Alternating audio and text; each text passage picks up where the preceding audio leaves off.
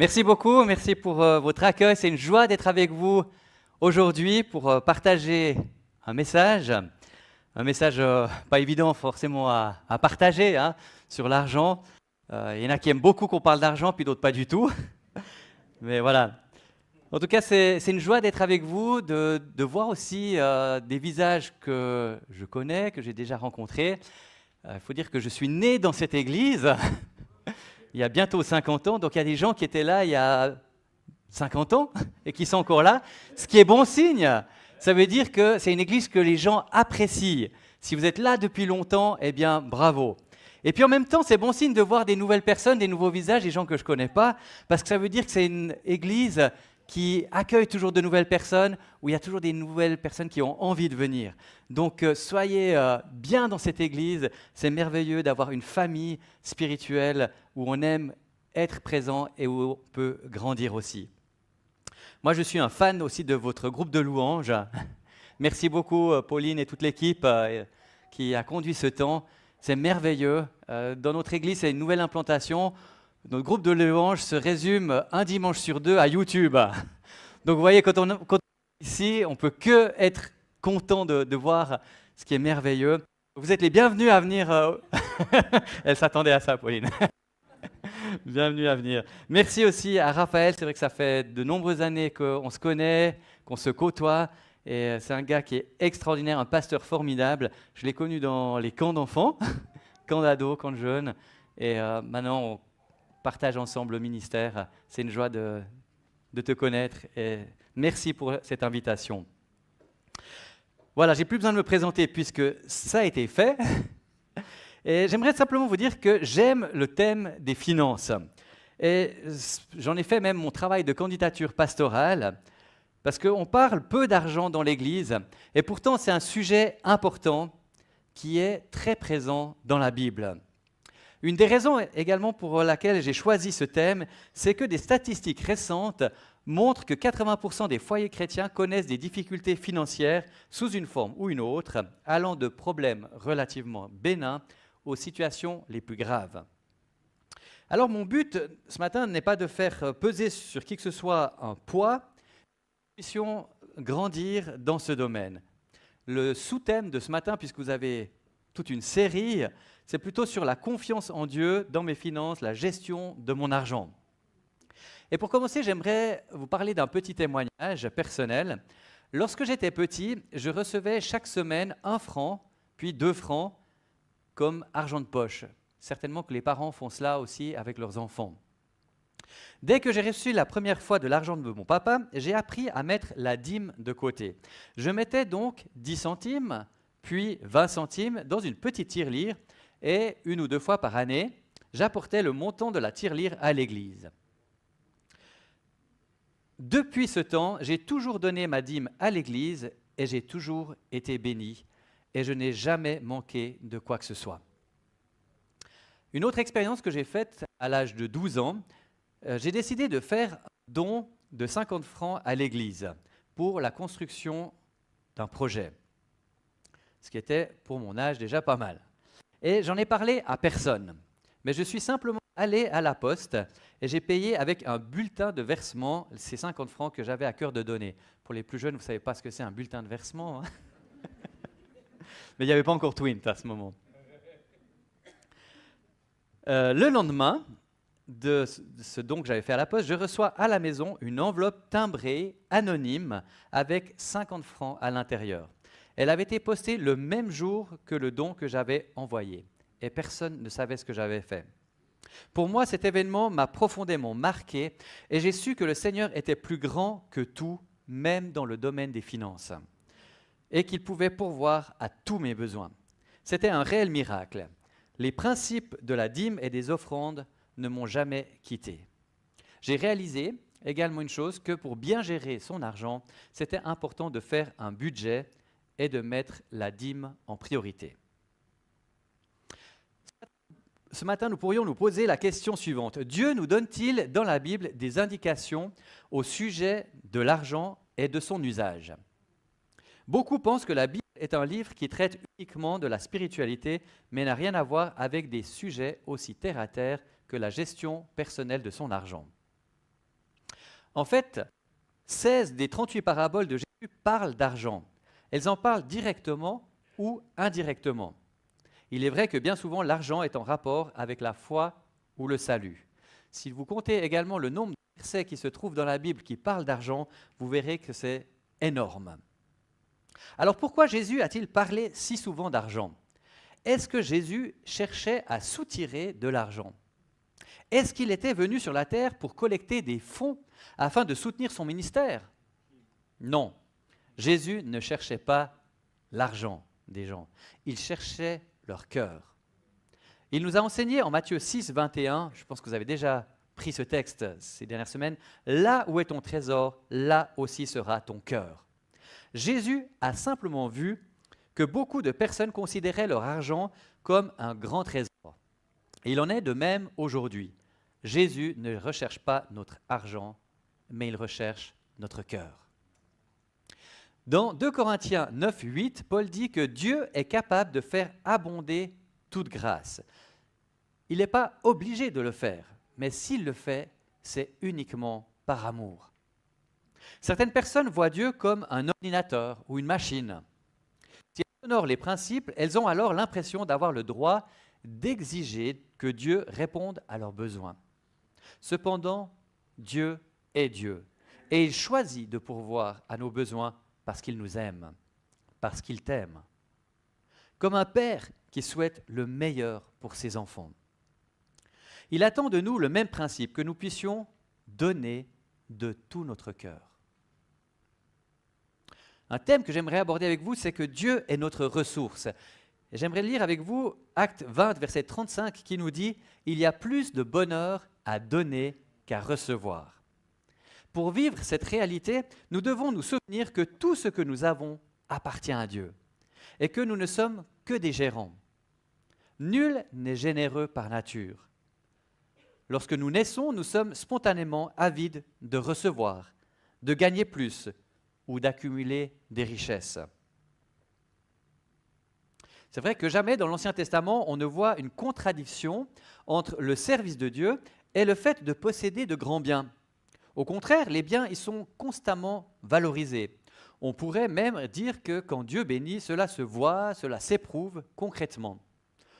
On voit également dans les Proverbes qu'il ne faut pas se confier dans ses richesses, ce qui serait un danger. Par exemple, Proverbe 11, 28 nous dit « Celui qui se confie dans ses richesses tombera, mais les justes verdiront comme le feuillage. » La Bible nous encourage aussi à accepter de vivre dans la disette, que ce soit dans l'Ancien Testament, dans Psaume 40, verset 17. Il est dit « Moi, je suis pauvre et malheureux, mais le Seigneur prend soin de moi. Toi qui es mon secours et mon libérateur, mon Dieu, ne tarde pas. » On peut aussi le voir dans le Nouveau Testament, avec Paul qui en parle dans Philippiens au chapitre 4, les versets 11 à 13. Il est dit « Je sais vivre dans l'humiliation et je sais vivre dans l'abondance.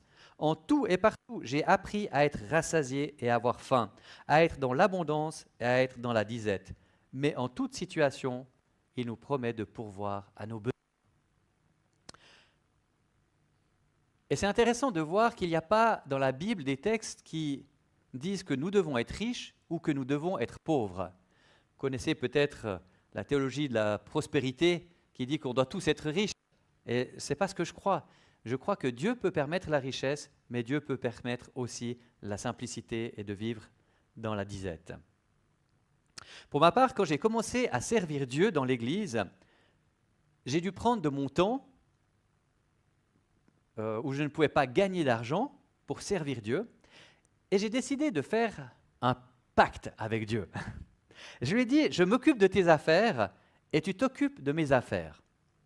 Et je peux vous dire que ça fait plus de 20 ans que je travaille bénévolement dans l'Église, dans les camps et dans le service pour Dieu, et Dieu a toujours pourvu à tous mes besoins. Parfois, c'est vrai, je me suis dit, comment est-ce que je vais payer toutes les factures à la fin du mois? Mais je peux vous dire aujourd'hui que Dieu a toujours pourvu à tous mes besoins. Je n'ai jamais manqué de rien du tout. Et je n'ai jamais eu ni trop peu, mais toujours ce qu'il fallait.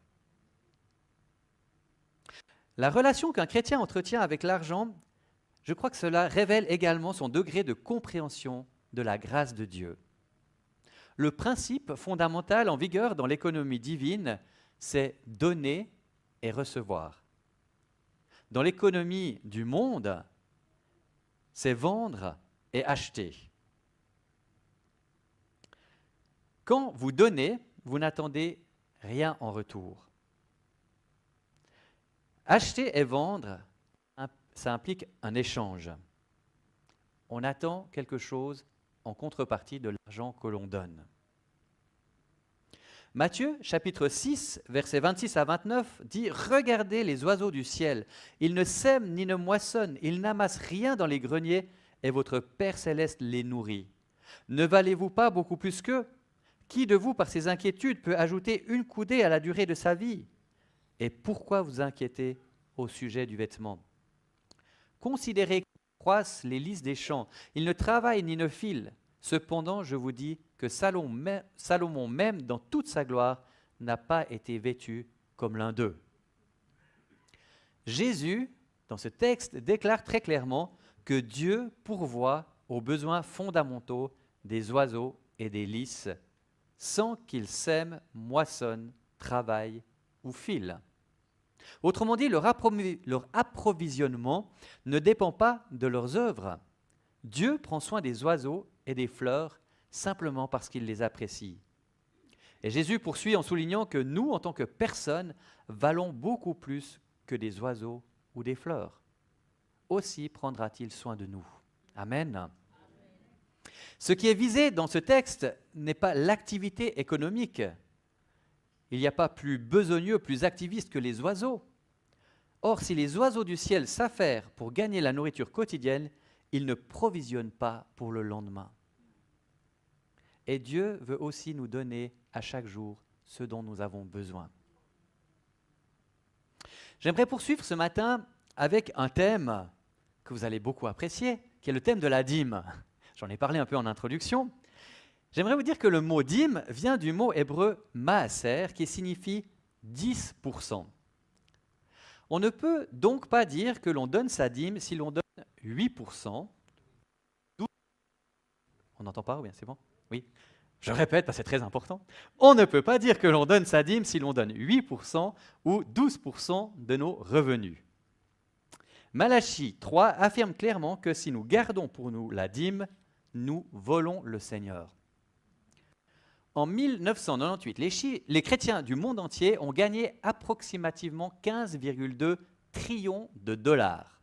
Or, ils ont donné au total, en comptant tout ce qui a trait au ministère, aux églises, aux missions, enfin tout cela, 270 milliards de dollars. C'est une somme énorme.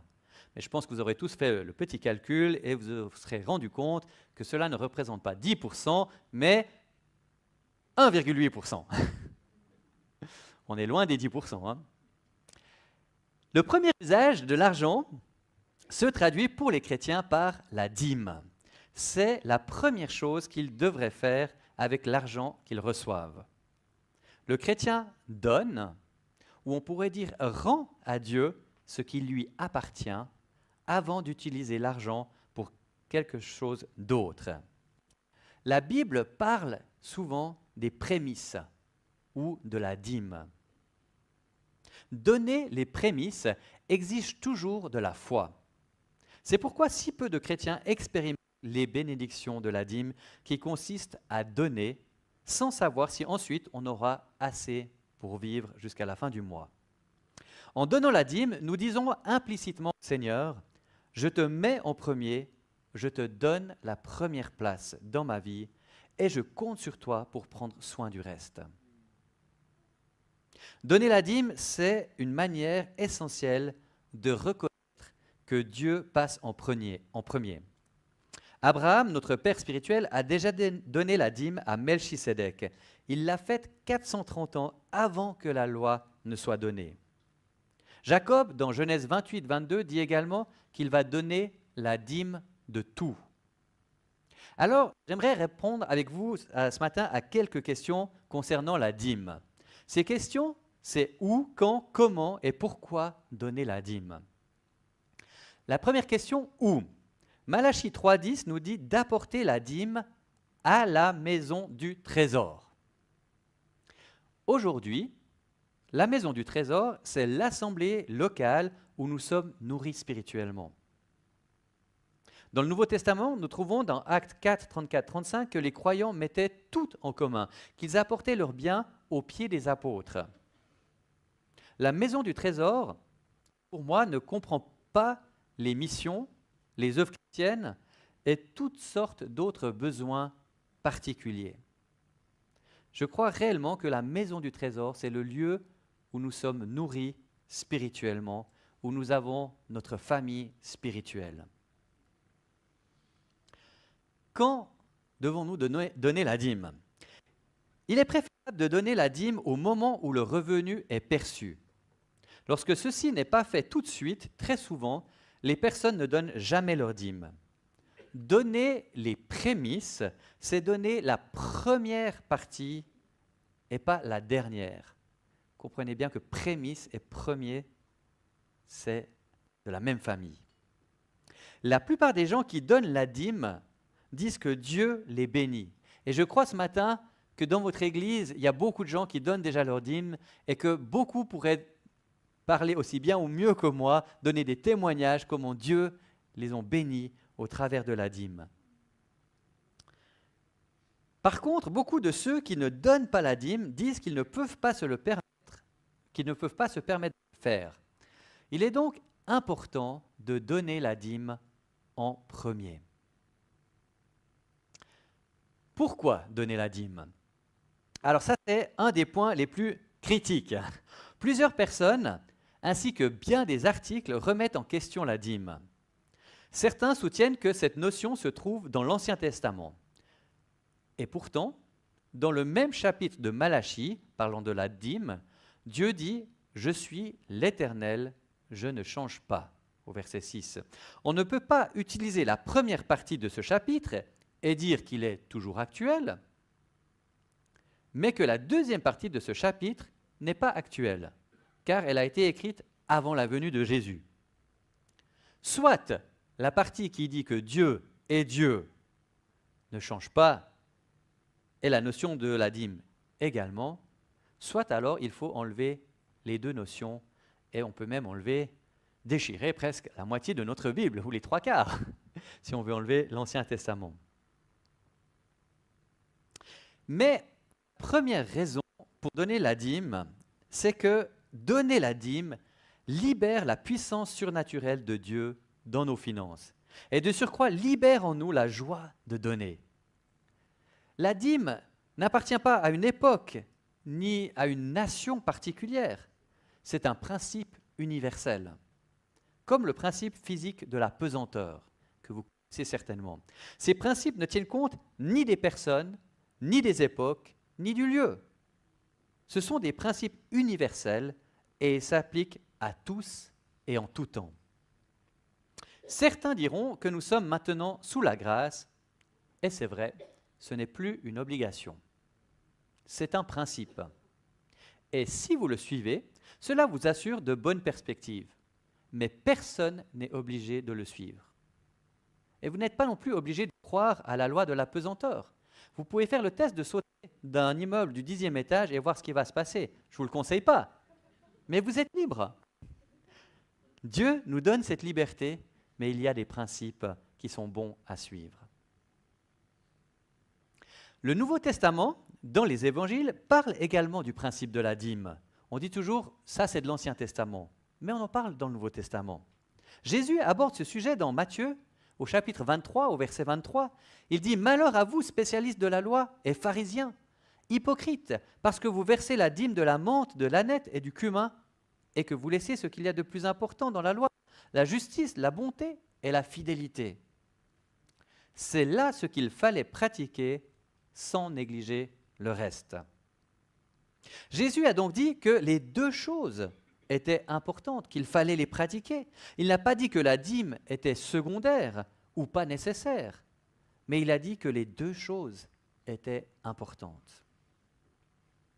De nombreuses personnes disent que si elles commencent à donner leur dîme, elles ne pourront pas payer toutes leurs factures. Mais celles qui ont décidé de le faire se sont rendues compte que Dieu est intervenu de façon surnaturelle. Et si vous leur demandez si elles ont dépensé moins qu'avant ou si elles ont travaillé davantage, en général, elles vous diront qu'elles n'ont rien changé.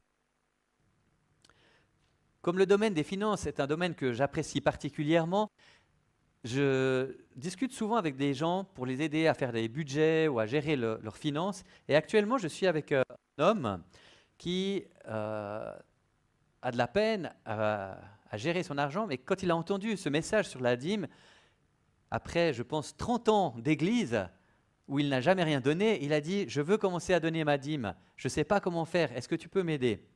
Et nous sommes allés le rencontrer, discuter avec lui et regarder ses finances. Et ça fait à peu près 6 mois qu'il a commencé à bien gérer son argent, à vouloir mettre la dîme en premier. C'est la première chose qui sort. Et il avait un autre souci, c'est qu'il aimait bien pouvoir partir une fois par année en vacances. Malheureusement, il n'avait jamais assez d'argent pour partir en vacances. Et lorsque nous avons fait tout son budget, nous avons pu mettre 400 francs de côté tous les mois pour préparer ses vacances et 2-3 imprévus. Et aujourd'hui, après quelques mois, eh bien, il arrive à bien gérer son argent. Et je lui ai demandé l'autre jour, j'ai dit, mais est-ce que tu as changé quelque chose dans ta façon de vivre? Est-ce que tu... Il ne peut pas travailler plus, il est à l'AI, donc il est malvoyant, donc il ne peut pas travailler plus. Il peut dépenser peut-être un peu moins, faire un peu moins attention, mais il dit, non, j'ai rien changé. Donc je crois que Dieu intervient aussi de façon surnaturelle lorsque nous lui faisons confiance. Selon un autre principe que nous retrouvons dans la Bible, nous devrions également séparer dans notre pensée et dans nos comptes les dîmes des offrandes. Et j'en parlerai peut-être un peu plus cet après-midi. On va poursuivre avec la dîme. Comment donner notre dîme? Puisque Dieu ne recherche pas notre argent mais notre cœur, je crois que l'attitude dans laquelle nous donnons la dîme est essentielle. Nous pouvons donner notre dîme par obligation. Peut-être que Raphaël, votre pasteur, il arrive avec un couteau sous la gorge. Non, il n'a pas encore... Ah non, il n'a pas encore fait ça. Très bien. Alors, on peut le donner par obligation, ou bien on peut le donner parce que c'est notre cœur qui nous pousse à le faire. Quand nous apportons notre dîme, nous devons surveiller notre attitude pour qu'elle accomplisse ce que Dieu voulait d'elle, c'est-à-dire ouvrir les écluses des cieux. Lévitique chapitre 27 verset 30 nous dit « Toute dîme des produits de la terre, soit des semences de la terre, soit du fruit des arbres, appartient à l'Éternel.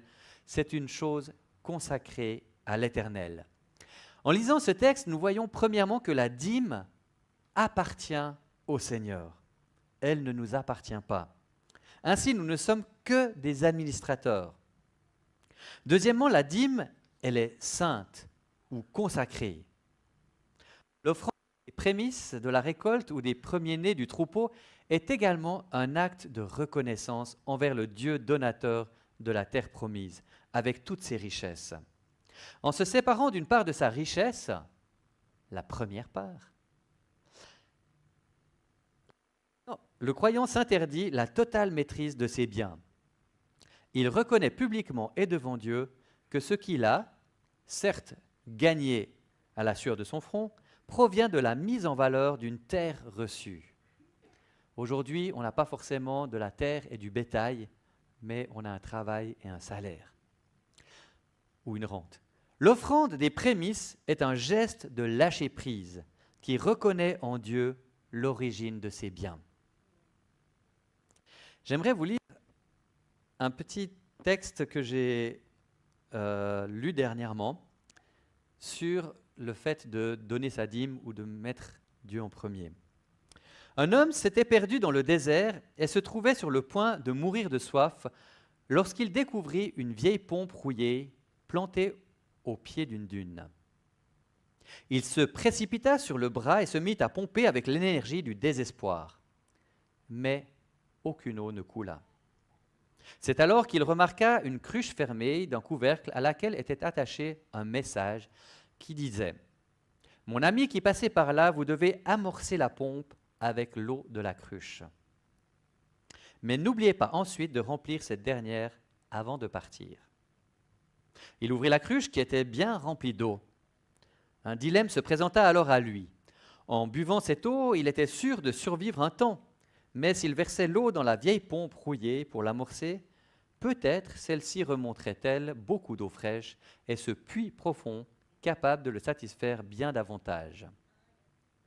Il réfléchit un moment. Devait-il tenter sa chance et essayer d'amorcer la pompe ou ignorer le message et boire le contenu de la cruche? Il se décida enfin à contre-cœur de verser l'eau dans la pompe dans l'espoir qu'une fois amorcée, celle-ci fournirait beaucoup plus d'eau. Puis il reprit le bras de la pompe qu'il commença d'actionner. Clic, clic, clic. Rien. Clic, clic, clic. Un filet d'eau se mit à couler du goulot. Puis soudain, un flot d'eau fraîche jaillit de la vieille pompe à son grand soulagement. Un sourire aux lèvres, il remplit la cruche jusqu'au ras-bord avant de boire toute l'eau qu'elle contenait. Puis, il but une seconde cruche pleine pour assouvir sa soif. Enfin, il se souvint de la deuxième phrase du message et s'empressa de remplir une troisième fois la cruche qu'il reboucha soigneusement avant de la replacer là où il l'avait trouvée. Puis il ajouta un message à ces quelques mots. « Croyez-moi, mon ami, c'est vrai. » Ami qui lisait ces lignes, n'ignorez pas le message que Jésus nous a laissé. Donnez et on vous donnera. Je crois que cette petite fable, cette histoire peut nous encourager à avoir la foi. Si nous donnons, Dieu pourvoira. Dieu désire pourvoir à nos besoins, mais il désire aussi que nous puissions l'honorer avec les prémices de nos biens, de nos revenus.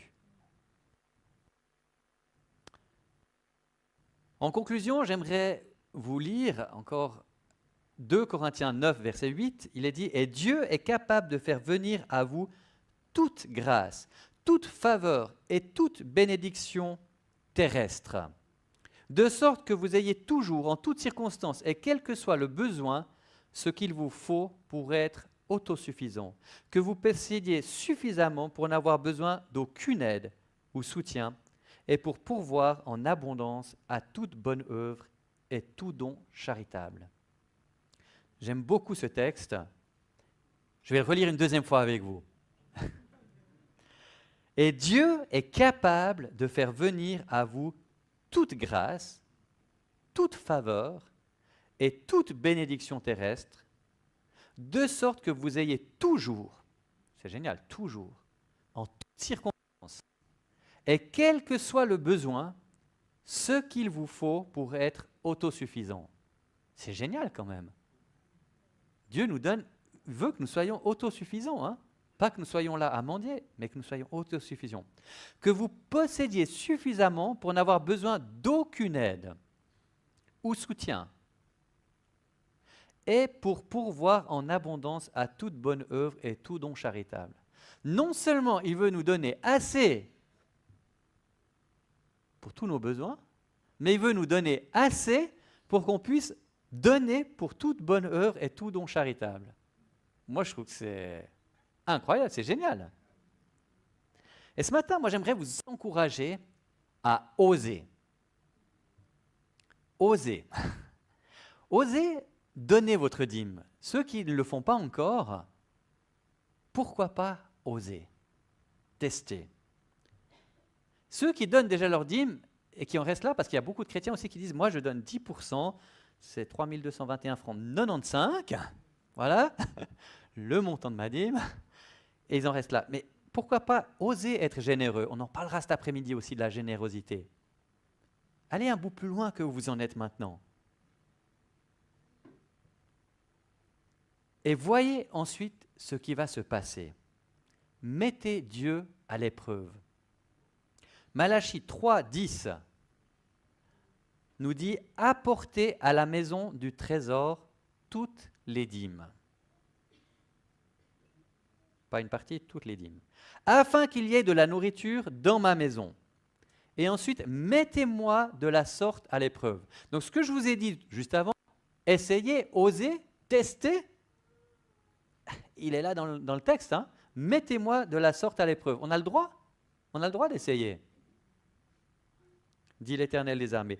Et vous verrez si je n'ouvre pas pour vous les écluses des cieux, si je ne répands pas sur vous la bénédiction en abondance. Est-ce que vous avez envie d'avoir une bénédiction en abondance? Amen. Moi, en tout cas, j'ai envie d'avoir une bénédiction en abondance. Et j'aimerais encore prendre un petit temps juste pour prier avec vous.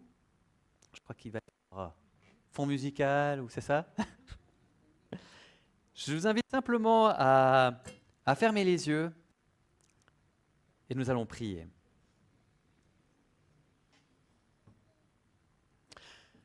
Seigneur, merci pour ce thème de l'argent que nous avons parlé ce matin. J'aimerais te prier pour chacun qui se trouve dans cette salle. Tu connais le cœur de chacun. Peut-être que certains se disent, encore une fois, on nous rabâche les mêmes choses. J'en ai marre, je ne veux plus entendre parler d'argent. Puis peut-être qu'il y en a d'autres qui se disent, mais voilà, c'est ce que j'ai fait, c'est ce que j'ai mis en pratique, et puis ça m'encourage. Puis il y en a peut-être d'autres qui se disent, mais j'ai jamais osé, et puis ce matin, j'aimerais oser. Seigneur, tu connais nos cœurs, tu connais chacun où nous en sommes. Et ce matin, tu n'es pas là pour juger qui que ce soit, mais tu es là pour aimer, pour accompagner. Et je te prie que quelle que soit la situation où chacun se trouve, eh bien chacun puisse ressentir ton amour et pas ton jugement, parce que tu n'es pas venu pour juger, pour condamner, mais pour aimer. Et ce matin, j'aimerais simplement vous demander, ceux qui se disent, j'aimerais oser, soit oser donner ma dîme, soit oser être plus généreux, oser être plus à l'écoute de Dieu dans le domaine de mes finances, vous puissiez simplement lever la main là où vous êtes et j'aimerais prier avec vous. Amen. Amen. Seigneur, merci pour toutes ces personnes qui ont levé la main ce matin. Tu connais la raison pour laquelle ils ont pris cette décision, ce choix de lever la main. Je te prie que tu puisses les honorer. Ta parole dit que tu veux pourvoir à tous nos besoins en abondance. Et Seigneur, je te prie pour chacun qui a levé la main ce matin, qui ose faire un pas de plus, peut-être qui n'a jamais osé donner la dîme et qui ce matin se dit, je veux donner la dîme dans mon église, je veux consacrer les prémices de mes revenus. Eh bien Seigneur, que tu puisses permettre que ces gens puissent t'expérimenter et voir que tu veux continuer à combler leurs besoins. Je te prie pour ceux qui le font déjà et qui ont envie d'aller plus loin et d'être généreux. Seigneur, qu'ils puissent être à ton écoute pour entendre ce que toi tu leur dis pour leurs finances. Merci parce que tu nous encourages à t'expérimenter, à te mettre à l'épreuve. Et que chacun qui a décidé ce matin de te mettre à l'épreuve puisse être récompensé par toi, qu'il puisse trouver les réponses en toi. Amen. Amen.